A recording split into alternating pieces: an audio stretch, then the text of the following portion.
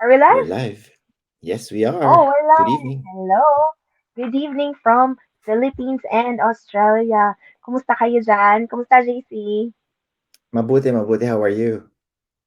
I'm good. Thank you for asking. So, we are now on our ninth episode. Isn't it? Ninth na ba? Yes, it is. Ang bilis. Napakatagal na ng ating show. Kung nakakatuwa naman, no? So, Nurse with Jason Charlie is now up and running for 9 weeks already. Hello, everyone. So, welcome here to Nurse with Jason Charlie. We are both broadcasting live in both of our pages. So, if you are watching us live or on the replay, feel free to comment down where you are watching us from.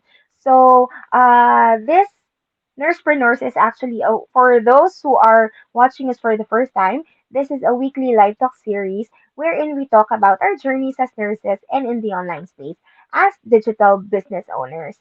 So we actually aim to help our fellow nurses to find a second lucrative source of income, which can eventually be their primary source of income should you choose to just stay at home or travel or retire early. So we have an interesting topic for tonight. So, if you are an OFW or an immigrant, or even hindi ka OFW or immigrant, no, kahit nasa Pilipinas ka lang, welcome ka dito. Kahit hindi ka nurse, welcome ka dito. Yep. Because our business is actually applicable for all the people in different walks of life. So, before anything else, let us introduce ourselves first. So, my name is Charlie May. I am a nurse by profession and a digital business owner. So, I've been practicing nursing for almost 10 years now. So, actually, the last 5 years, I was working overseas in Riyadh, Saudi Arabia. So, now I am actually permanently here in the Philippines. I started my digital business last year while I was still working full-time in Saudi. So now, actually, nadala ko yung negosyo ko dito sa Pilipinas. So, very thankful ako at umuwi ako ng hindi ako empty-handed at may naiuwi akong negosyo para sa pamilya ko.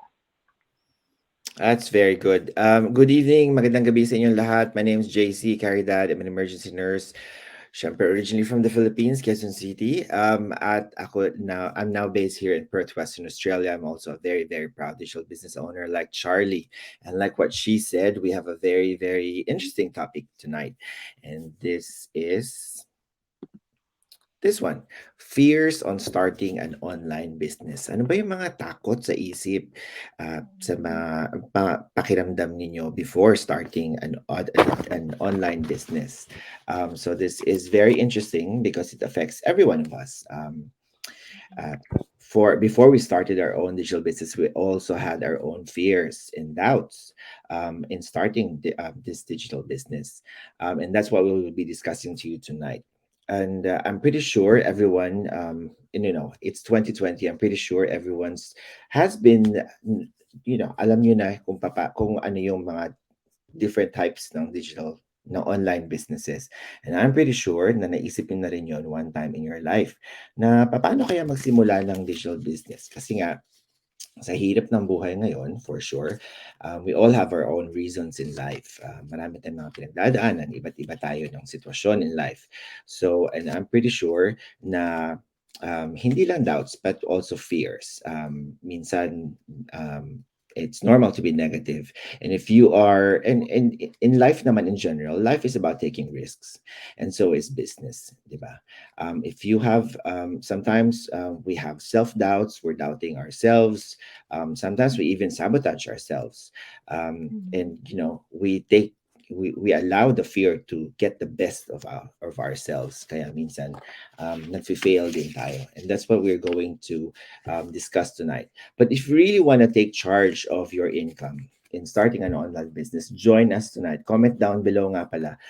For all those who are watching, let us know where you're watching us and join on this discussion.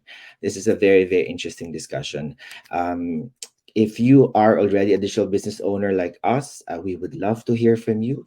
If you are still watching us from the side and interested in joining this digital business, feel free to comment down below kung ano rin yung mga fears na or mga pagdududa nyo on starting this digital businesses. Okay?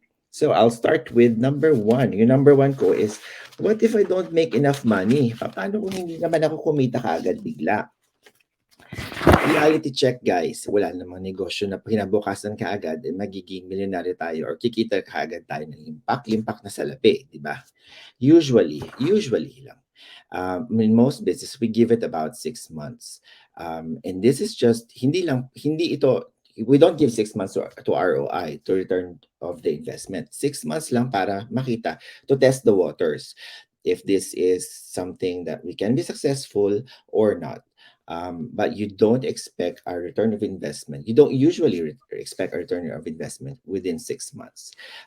Kaya dapat when starting a digital business, I suggest if you have a 9 to 5 job, continue with your 9 to 5 jobs, then so that you can support your digital businesses. You could support your online business. You do your online businesses as a side hustle on the side. And then if kung nakatingkad ka ng mag-resign talaga, you can, but make sure you have savings on your own, of course. Para masuportahan yung bills mo. Because at the end of the day, hindi tumitigil yung bills. Si Meralco, si Globe Smart, kung ano-ano pa kailangan natin bayarin, hindi naman siya tumitigil every day. So make sure there's always savings kung gusto niyo lang mag-retire. Kung gusto niyo lang mag-stop sa 9 to 5 jobs ninyo. But there are certain businesses that can become passive in the future or in a few years time.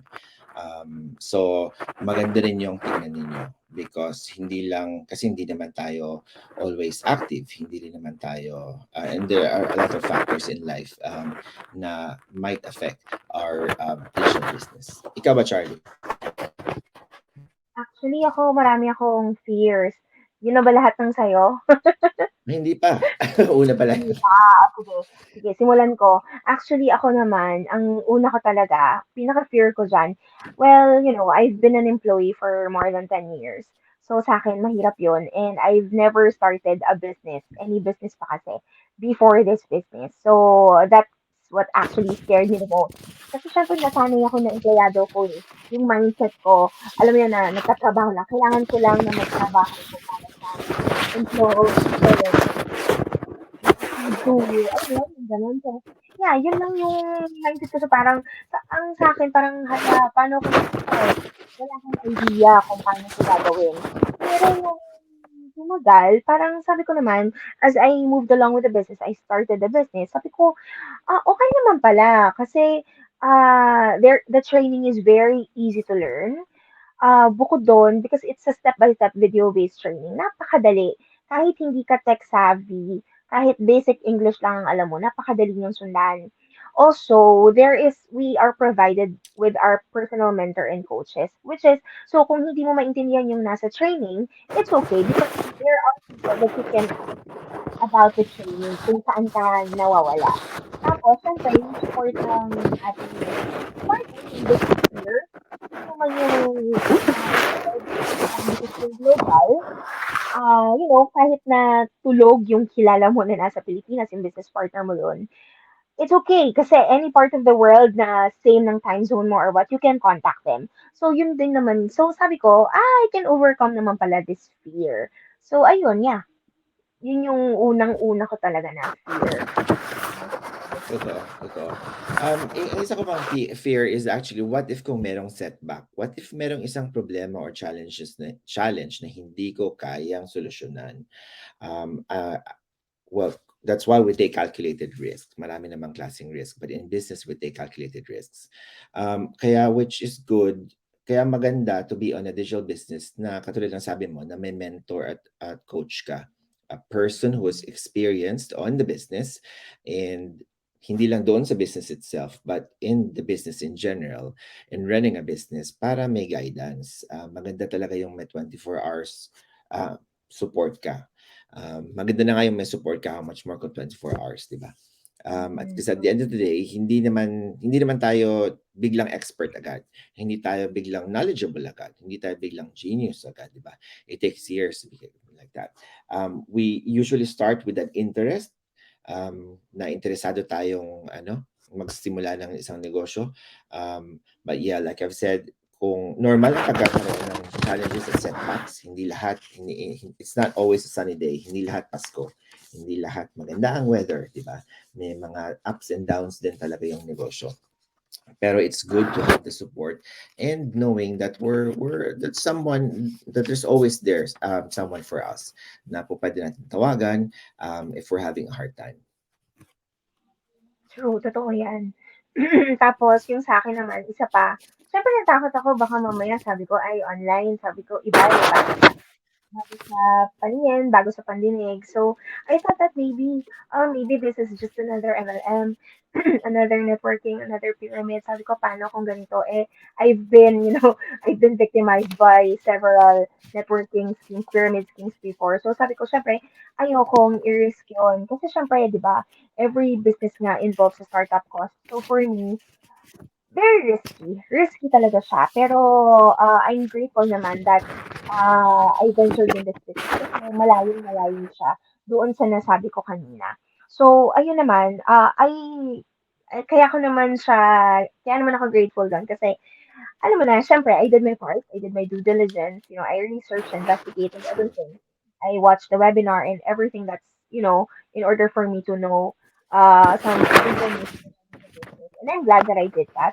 So because of that, so yeah, I am here in this business and I am very happy. I am enjoying what I am doing. That's good. Totoo, I must agree. Gaya nung with our previous episodes, we've tackled about scam. Yun din ang akala ko dati. In life kasi pag limited lang yung knowledge natin, we tend to shut it off. We tend to shove it off. May takot bigla kasi hindi mo alam eh, 'di ba? Hindi mo alam kung gaano kalalim yung ilog, yung dagat, 'di ba? So kahit na nakikita mo yung maganda ang tubig, pero nandun ka agad talaga yung yung takot. But that's normal. Before, katulad mo, I was also trying to ensure na hindi itong digital business natin ay hindi ito MLM, pyramid or networking. And I was very, very glad and happy na hindi siya nga in any of those choices. That it's legit, it's registered, it's tax registered, and higit sa lahat legal. Diba? Ang isa ko pang fear is not knowing where to start. Yung alam mo yung feeling na hindi mo alam kung saan at kung paano ka magsisimula. Katulad natin, we're nurses. So malayo-malayo sa kursong tinapos natin, di ba? Wala naman tayong, I remember we had one computer subject in back then, but that was it. And there was nothing about business because nga, we're in medical science, di ba? We're on taking care of people. We're in diagnosis and etc. But so I never had parang concrete background or hindi ko man lang napag-aralan ng ilang semesters sa school ang pagkakaroon ng business or entrepreneurship which at the backside parang maganda rin palang ano no kurso in college. But yeah, going back, ganun din talaga yung feeling ko. I didn't knew when to start, how to start, and hindi ko talaga alam. But it was really, really good with this digital business. Aside from having a coach and a mentor and a 24/7 support, the training itself, it's a video-based training that is very easy to follow. It's user-friendly. Like I always said, it was made and tailored in short videos. They could always go back wherever kung saan ka man mo siya umalis, where you left off. If you're especially these days, everyone's busy. Maraming lahat ng tao ngayon may mga ginagawa sa buhay. Raising their kids, busy with their professions, having multiple jobs. But this digital business could definitely be managed by someone as busy like us. Yes, totoo yan. At saka, yun na nga, in connection dun sa unang mong sinabi, actually, yung sa return on investment, malaking concern ko rin yun before. Kasi syempre, yun nga, sabi ko kanina, di ba, just like any other business, this business, I mean, just like any other business, lahat may startup cost. So, actually, yun ang concern ko. Okay, so, lalabas ko ng pera, pero kailan siya babalik? Pero, yun, sa nakita ko nga, yes, it really depends on you. Depende talaga yan Mm. sa progress mo. Kung babalik mo siya agad or hindi. It really depends on you. And, ang maganda naman dito, actually, in our business, parang meron kasi tayong options, actually. Di ba, we have different strategies to choose from. So, nasa say yan actually kung paano mo i-start yung business mo. So, yeah. And also, kasi before, I was also planning. before I resigned, isn't it my this business is actually my corporate exit strategy. So actually gusto ko talaga mag-build ng sarili kong business. I was thinking of a traditional business, of a brick and mortar business. Pero alam naman natin kung gaano kalaki ang pwede kong ilabas doon. Ah, Mm. example na lang, kahit laundry lang actually, it would cost you a lot. Like, Sure. as in Yeah. malaki. Uh, my brother did that before and nag-pandemic, so yeah, it failed. Pero Exactly. yes, it's sad. Pero alam mo yun, in a way, natuto ka. Pero in a way, Mm. very unfortunate lang talaga kasi hindi naman natin alam na darating yung pandemic. Pero I was Mm. thinking actually before of building my own, actually of franchising a food kiosk. Kasi for me, that was the most easy. That's the easiest to franchise. You know, Mm. if if for someone for someone who doesn't know pa how to start a business, how to build a business, franchising is a good way. So, yun Mm. actually yung True. iniisip ko before. Kasi nga, parang, di ba, it's a basic necessity. It's food. So, sino ba naman ang hindi bumibili ng pagkain? So, sabi ko, maganda to. Kaso, syempre, I would think of a lot, no? So, yung pwesto niya, yung tao, yung training ng tao ko, lahat yung inventory, everything. I would think all of that. Tapos, yung startup cost ko pa dun, ang laki rin.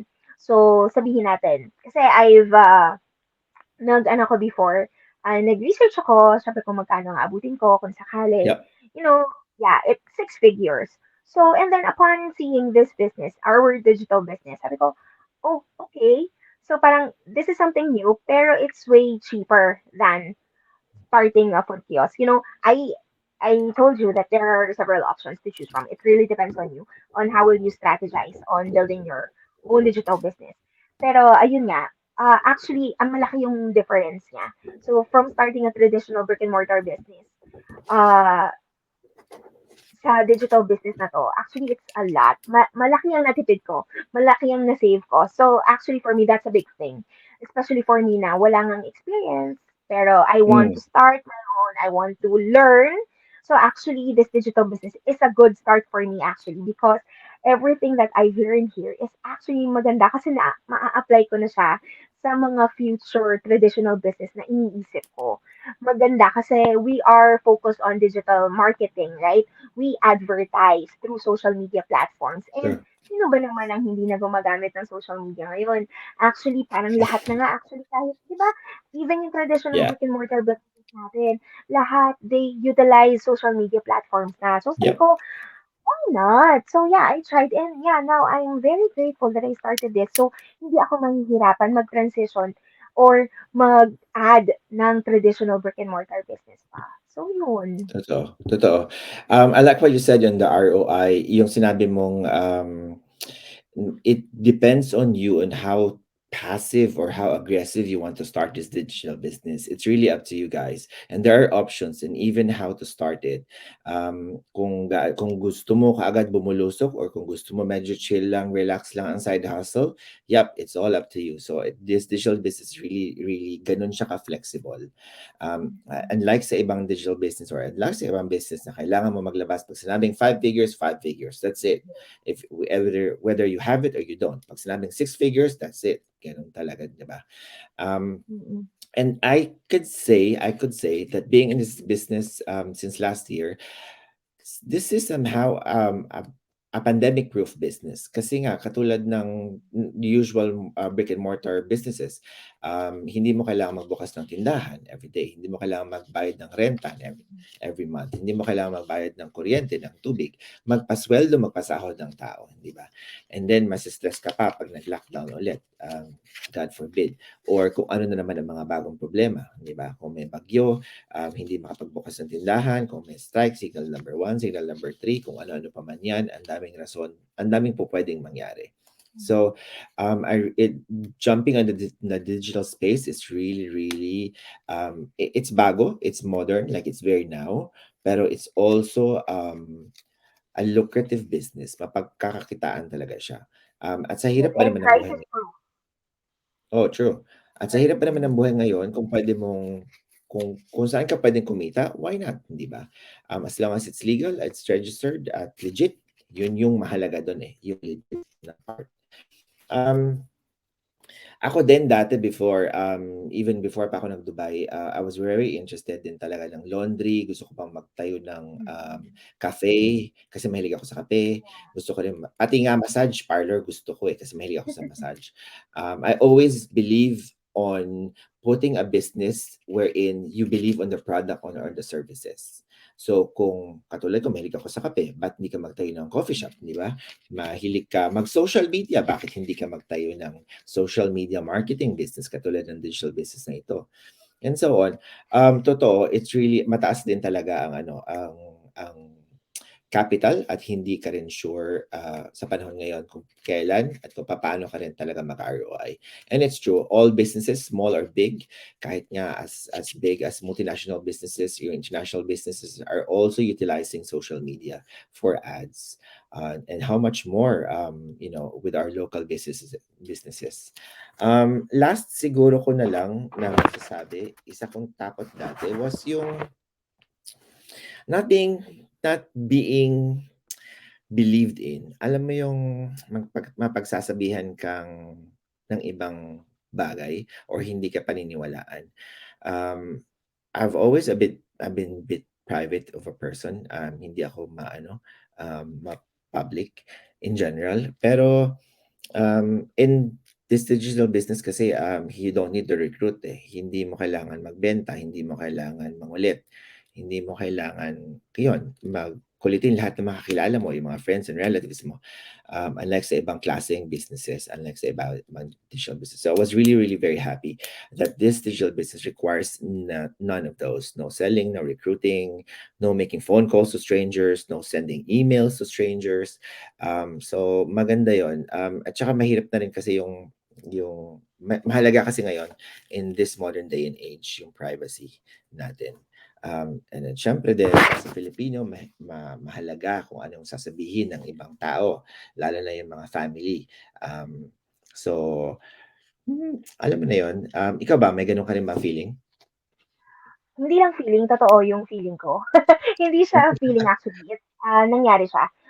Ano ba, actually yung fear ko talaga before, alam mo yung parang baka hindi ka suportahan ng family and friends mo. Mm, Actually, yung connection dun sa sinabi mo na because we don't do selling, we don't recruit, walang, alam mo yung parang it's unbelievable. Kahit ako eh, pag nakita ko yung kapatid ko or sino man na malapit sa akin, may negosyo gano'n, parang, totoo ba yan? So, may hindi gano'n ko ba? masisisi. Di ba? Hindi ko sila masisisi kung sasabihin nila na gano'n. Pero, yun nga, I wasn't actually supported by my family at first. Mm, So, so because of that, so nagka-fear ako na baka hindi ako suportahan along the way. So, pero yeah. kasi dahil nga I believed in the system, kasi I saw everything. You know, I saw firsthand. Ako mismo nakakita eh. Kasi nga Oo, ni-research hindi ko. sila. So, Mm, yeah. So, it's not, it doesn't mean that I'm defying my parents or I'm defying my family. It mm, doesn't mean like that. Pero alam mo yung, I just stood up to my faith. Kasi and to myself. Kasi alam kong yeah. maganda siya eh. Alam kong maganda. Mm, Alam kong, and I'm not doing this only for myself. I'm actually doing this for them. So I am securing sure. our future, their future. So for me, that is, ano eh, that is strong enough for me to still go on to the business. So, tapos yung fear na parang baka ma-judge ako. Well, you know, alam mo Mm. naman, nurses tayo, no? So, nurses tayo parang siyempre sanay lang ang mga tao na nasa ospital lang tayo, nagtatrabaho lang tayo clinically. Kasama lang natin ng mga doktor, nasa mga pasyente lang. So, bakit ka mag explore in an online business? So, para sa akin parang, alam mo, hindi naman ako sa, uh, I'm not an introvert. I'm ambivert. So, I'm Mm. partly introvert and I'm partly Yeah. extrovert. Pero mas extrovert ako. Pero, obviously, hindi ako takot magsalita sa harap ng ibang Mm. tao. Hindi ako, may interpersonal skills ako. Pero, alam mo yun, kagaya ng sinabi mo eh, I'm afraid that baka ma-judge ako. Baka misjudge ako na, Mm. bakit siya nag-online business? Bakit kasi ano na ba, hindi na ba niya kaya magtrabaho? Parang gano'n. Nagkasakit ba siya and stuff like that. Yung mga gano'n, parang, oh, may degree ka, bakit ka nag-online business? Yung mga Exactly. gano'n, parang, yeah, ang sa akin eh, diskarte eh. Kasi, yun nga, kagaya nga ng sinabi mo, nag-pandemic, nagkaroon ng crisis. I mean, I cannot see myself working in the hospital for more than 10 years. ayoko na, Mm. hindi ko na din talaga nakikita. I cannot see my future like that. And sobrang saya ko lang na I don't know how, hindi ko alam ko actually kung paano ko sa nakuha yung tapang ko, yung lakas ng loob ko, pero I just did. I think maybe Good on because you.